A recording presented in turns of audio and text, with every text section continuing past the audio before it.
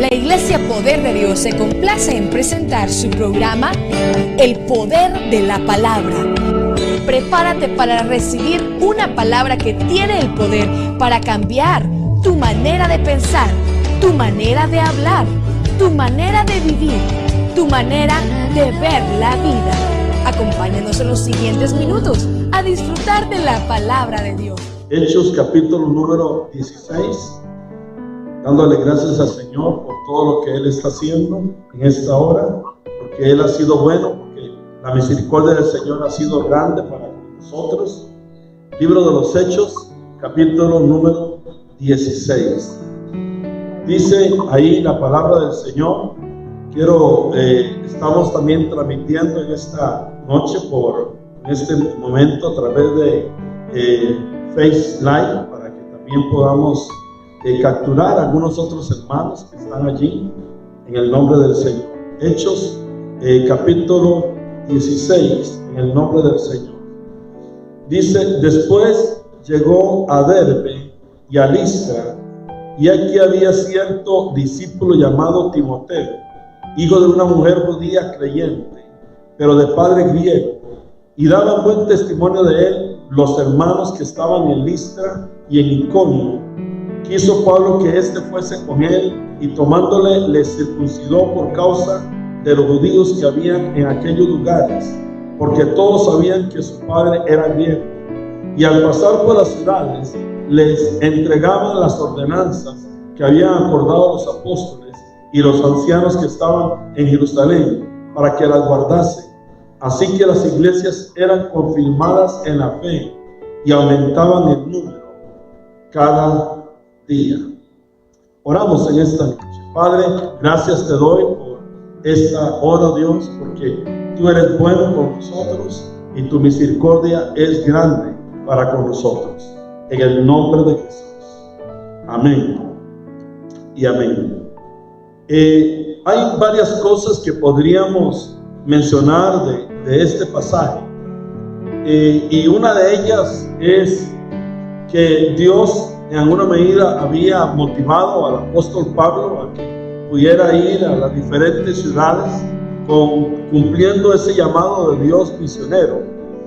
Y Dios también le permite a él escoger a Timoteo, que luego se convierte también no solamente en un discípulo, sino en un colaborador de él, y luego también se convierten inclusive en un pastor y apóstol también del Señor.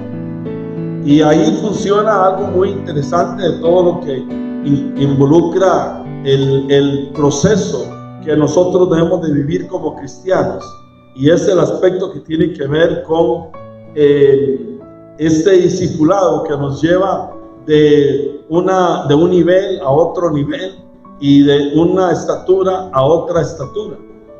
Y entonces, pero a partir del verso 4, dice: y al pasar por las ciudades, les entregaban las ordenanzas que habían acordado con los apóstoles y los ancianos que estaban en Jerusalén, para que las guardasen.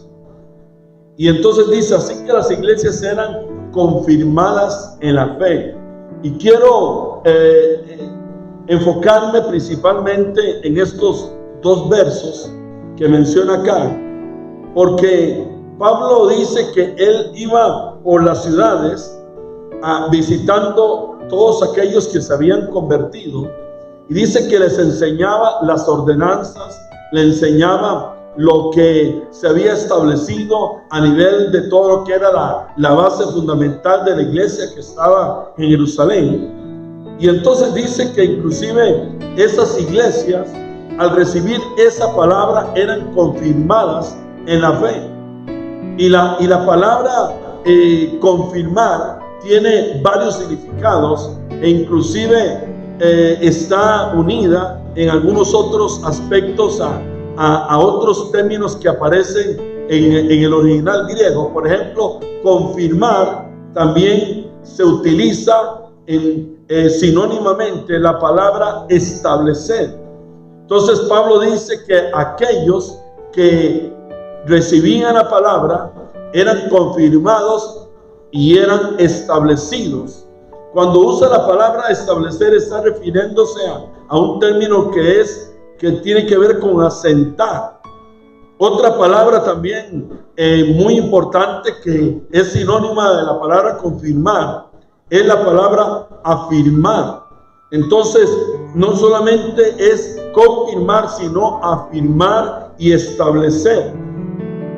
Eso significa provocar que alguien sea sólido, que alguien esté estable.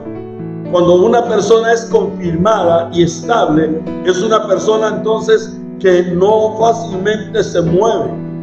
No es una persona que va, digamos, a estar escuchando diferentes voces, sino que está escuchando netamente la palabra de Dios y eso lo afirma.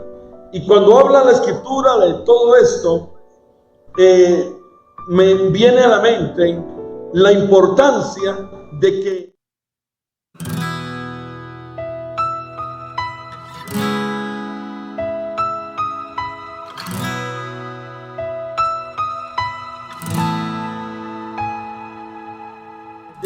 un creyente, que una iglesia esté estable, que esté confirmada, que esté afirmada, porque definitivamente a través del paso del tiempo, como personas, como creyentes y como iglesias, vienen diferentes circunstancias que pueden querer afectar la vida de nosotros.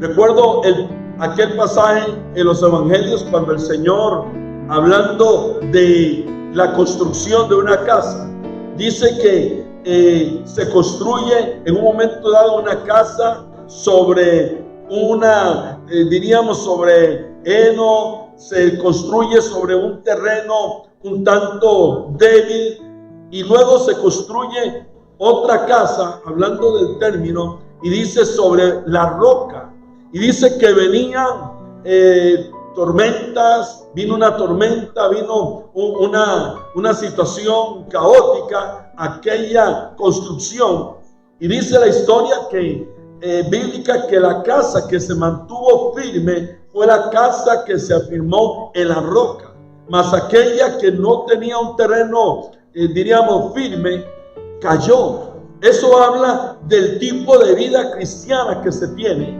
de la firmeza que se tiene en la fe. Habla de la firmeza que se tiene como cristianos, como familia, como iglesia. Y esto nos arroja una verdad que es muy paralela a lo que puede estar viviéndose en este tiempo.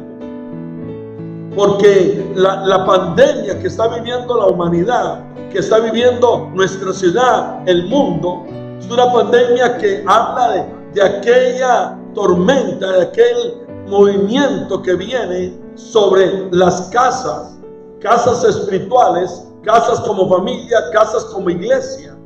Y dice que definitivamente la casa que permanece firme, que permanece estable, que está firmada, es la casa que está fundamentada en la roca. Y cuando hablamos de la roca, estamos hablando de Cristo, estamos hablando de la palabra, estamos hablando no teniendo firmadas nuestra creencia, nuestra vida en las voces de los hombres, en palabras de los hombres, en nuestra propia prudencia o en nuestra propia fuerza, sino que habla que cuando tenemos nuestra casa firmada en Cristo y en su palabra, entonces aunque vengan tormentas, nuestra vida espiritual se va a mantener firme. Y esto nos lleva a meditar en cómo nosotros estamos, porque ya han pasado, yo diría 6, 7 meses de este asunto, y resulta que hablo con personas, amigos, pastores, y me dicen que han abierto sus iglesias y gente no ha llegado, o bien inclusive aún no han podido abrir sus iglesias en algunos otros lugares. Hablaba con un pastor y comenté de esto hace algunas semanas, conocido nuestro, usted lo conoce y por eso no voy a mencionar su nombre. Él me decía, solamente he perdido, me decía, entre 30 y 40 personas de mi iglesia. Ya no sé dónde están, no he vuelto a saber de ellos. Y por más que el hermano ha hecho aquí, ha hecho allá, esas personas, ¿qué ha pasado? Bueno, confiamos de que estén firmes, confiamos de que estén estables. Pero la pregunta es, si sus vidas cristianas no estaban establecidas en la roca, no estaban establecidas en la palabra, su fe no estaba establecida en Cristo y en la palabra, entonces prácticamente ante el embate de lo que está pasando, porque esto ha sido una situación que ha afectado en la parte física, en la parte financiera, en la parte emocional, en la parte familiar, vienen sentimientos de soledad, de desánimo, de incertidumbre. No hay diríamos una base para saber lo que viene después, inclusive el día de mañana. Los cambios se dan casi diarios, semanales. Escuchamos noticias y todo esto, y entonces uno se pregunta, ¿a dónde voy a acudir? ¿De dónde va a venir mi auxilio? Como dice el libro de los Salmos, ¿de dónde va a venir nuestro socorro? ¿De dónde va a venir nuestra ayuda? La Escritura lo que nos dice es que esto viene de Jehová, que hizo el cielo y la tierra. Bienvenidos a Fundación Reencuentro Misionero. Nuestro gran propósito es ayudar a las personas necesitadas y gracias a nuestros donadores podemos proveer bienestar y seguridad a cientos de familias. Solo en el condado de Los Ángeles, el 20.3% de las familias carecen de seguridad alimenticia. Pero la Fundación Reencuentro Misionero se encuentra aquí para ayudar a toda la comunidad de Los Ángeles y todo el estado de California, a través de iglesias u organizaciones sin fines de lucro. Si quieres hacer la diferencia e impactar las vidas de las familias en necesidad de tu comunidad, por favor visita nuestro sitio web www.reencuentromisionero.org y haz tu donativo. El sitio web es www.reencuentromisionero.org. Haz la diferencia. Pero el asunto es que si el fundamento no está bien puesto, entonces prácticamente, aunque se quiera y se tenga conocimiento en la mente, a final de cuentas, el asunto no es lo que tienes aquí, sino lo que tienes aquí. El asunto no es algo que pones solamente hoy, es lo que has estado poniendo en toda tu vida cristiana. En otras palabras, este tiempo que estamos viviendo, lo que muestra es lo firme que tú estás en Dios, lo firme que estás tú en la fe, lo firme que estás en las cosas de Dios, lo firme que está tu casa espiritual y tu casa, aleluya, como iglesia. Eso es importante, porque muchas cosas vienen. Hay momentos donde hay incertidumbre, como digo, pero nuestra fe, nuestra confianza no debe estar puesta en las circunstancias, no debe estar puesta en las cosas, no debe estar puesta en el brazo del hombre, sino en el brazo de Dios. Nuestra confianza tiene que estar en Dios. Y por eso, en alguna medida, esto lo tomo también como una motivación, pero a la vez también como una exhortación al pueblo del Señor, para que no decaigamos, para que afirmemos nuestras convicciones, porque en medio de las tormentas, cuando usted se mantiene firme, cuando usted es estable en Dios, es cuando entonces aquella casa permanece. Pero entonces esa casa que permanece recibe bendiciones sobrenaturales de parte de Dios.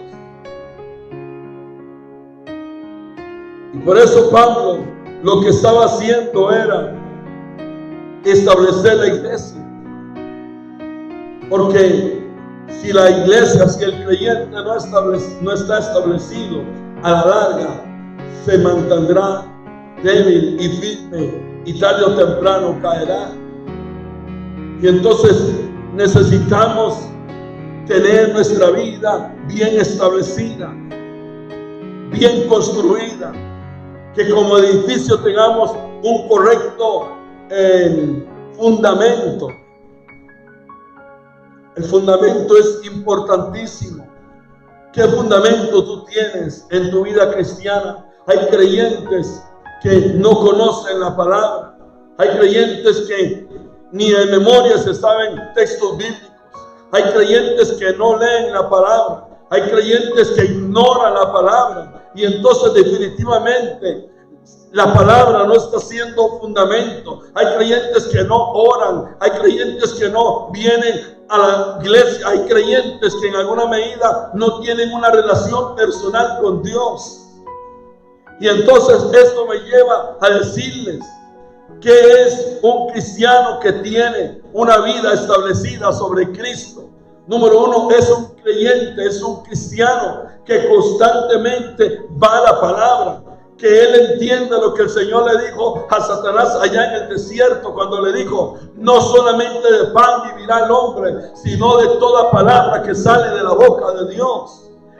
En estos días donde muchos han tenido que estar en la casa, si algo usted podría haber estado haciendo era yendo a la palabra, porque a veces tenemos la situación del trabajo, tenemos la situación de diferentes actividades y podemos entonces llegar y decir que no tenemos tiempo para la palabra. Pero la pregunta es, ahora que has tenido tiempo, has ido a la palabra, puedes tú decir que estás bien gordito de la palabra, que estás bien alimentado de la palabra, que en estos meses has crecido en el conocimiento, en la revelación, has escudriñado la palabra, has estudiado la palabra, conoces más de la palabra de lo que conocías antes, o has invertido tu tiempo en otras cosas y entonces la palabra no ha entrado plenamente en tu corazón y la tienes a veces en la mente, pero no la has bajado del espíritu. Y por eso es importante entender que entonces, si este es nuestro modo de vivir,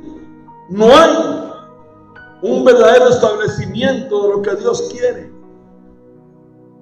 Un creyente que está establecido es un creyente que todo el tiempo está teniendo comunión con Dios. Es un creyente donde el Espíritu Santo continuamente le está hablando, le está mostrando cosas. Es un creyente que está escuchando a Dios. Yo creo que son días donde entonces debemos escuchar con mayor claridad a Dios. ¿Por qué? Porque hemos podido sacar tiempo, hemos podido escuchar a Dios con mayor facilidad. Y no hablo solamente de venir y arrodillarnos en un lugar. Estoy hablando inclusive de eso y también de estar continuamente tratando de escuchar a Dios. La adoración también es de suma importancia. Cuando David estaba pasando pruebas, aleluya, cuando habían enemigos que lo enfrentaban, David lo que hacía era ir delante del arca del Señor y adorar.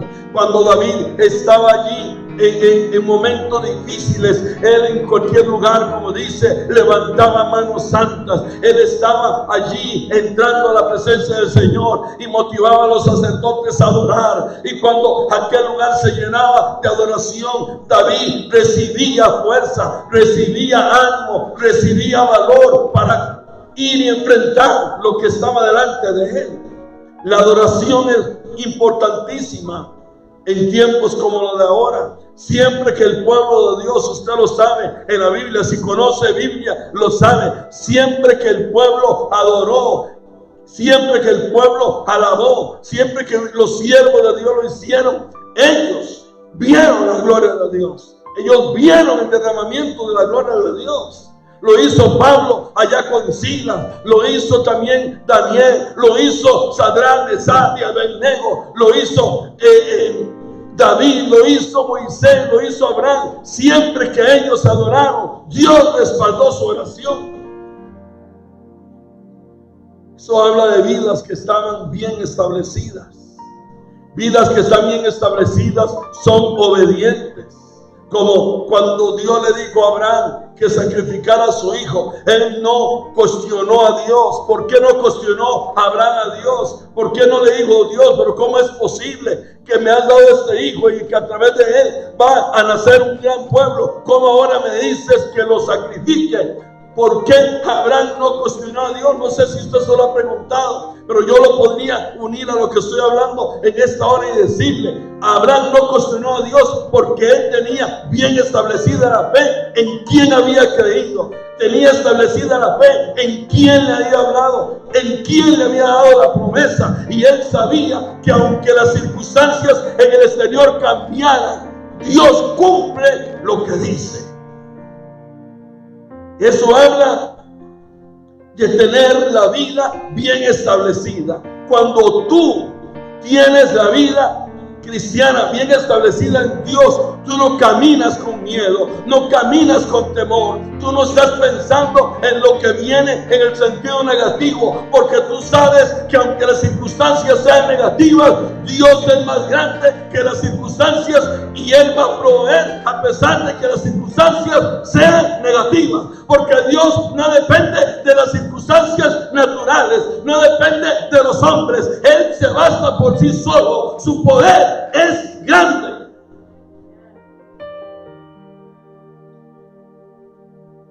Nuestra fe en este tiempo está siendo probada. El fundamento que tenemos, la estabilidad que tenemos, el tipo de carácter cristiano que tenemos, el tipo de cristianismo que vivimos, el tipo de fe en lo que hemos creído realmente. Porque este tiempo, mi hermano, ¿sabe? No es un tiempo solamente para decir, no es solamente un tiempo para decir que usted es cristiano o para decir que tiene tantos años de cristianismo. Tal vez no sé en qué momento usted ha pasado pruebas, pero lo que hemos estado viviendo en este tiempo es un asunto que yo diría rompió los esquemas y ahora es evidente quién es quién. ¿Quién es quién? Y por eso me recuerdo cuando Saúl estaba delante de Goliat y todo aquel ejército. Uno dice, bueno, ¿cuál era el fundamento de Saúl? Un hombre que fue escogido en un sentido dado producto de la intervención humana, porque ellos querían un rey. Un hombre que fue escogido porque tenía experiencia, porque tenía altura. Pero un hombre que inclusive la Biblia dice que su corazón fue mudado, no dice que fue cambiado.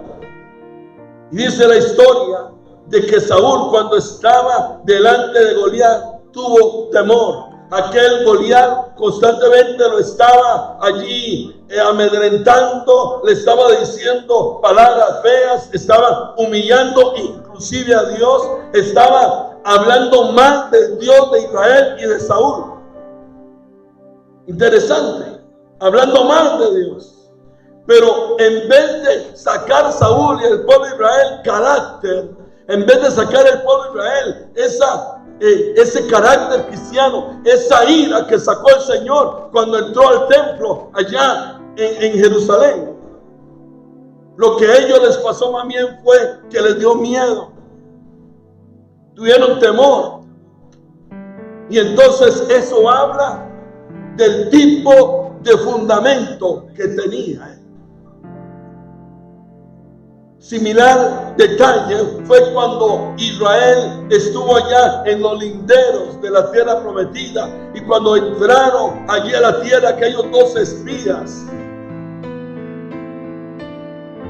10 de ellos tuvieron miedo, tuvieron problemas de identidad, tuvieron bajo estima, miraron a los gigantes más grandes que ellos, no pusieron su mirada y su atención en la palabra que Dios había dado. Por eso cuando luego Josué, uno que recibió la misma influencia, pero que en verdad permitió que las promesas establecieran su vida espiritual junto con Caleb, cuando él estaba allí, Dios le dice: mira, Josué, tu victoria está en que tú no te salgas de la palabra ni a izquierda ni a derecha, como diciéndole: Josué, necesito que tú estés estable, que estés bien fundamentado, que entiendas que lo mismo que yo hice con Moisés lo puedo hacer contigo, que tú entiendas, Josué, que si tú te esfuerzas y eres valiente en guardar la palabra, yo te digo, aleluya. Dios le dice: mira, Josué, si tú eres estable en lo que yo he prometido, tú vas a distribuir esta tierra a mi pueblo. Estabilidad. Pero cuando David llega allá en los días de Saúl, entonces David escucha todo lo que aquel hombre estaba diciendo. Y entonces viene a donde Saúl y le dice: yo voy a enfrentar a este. ¿Por qué David se motivó a esto? Se motivó, entre otras cosas, no por lo que Saúl le estaba ofreciendo, yo creo. Se motivó primero porque a él le molestó lo que aquel hombre estaba hablando de Dios. Él quiso enfrentar a Goliat porque él tenía bien estable y conocía a Dios. Sabía, como luego más adelante él le dice: es que Dios me ha protegido a mí de osos, de leones, me ha protegido de animales cuando yo estaba cuidando las ovejas. Así que ese es el Dios en el que yo creo y es el Dios en el que yo he establecido mi fe, y por eso lo enfrento. Tener bien afirmada nuestra fe. Imagínense estos cristianos del tiempo de Pablo, donde después vino persecución a la iglesia, o la persecución estaba en su mayor auge en ese tiempo, y como cristianos estaban siendo llevados a los leones, y ellos se mantuvieron estables. Tantos ejemplos que hay en la palabra.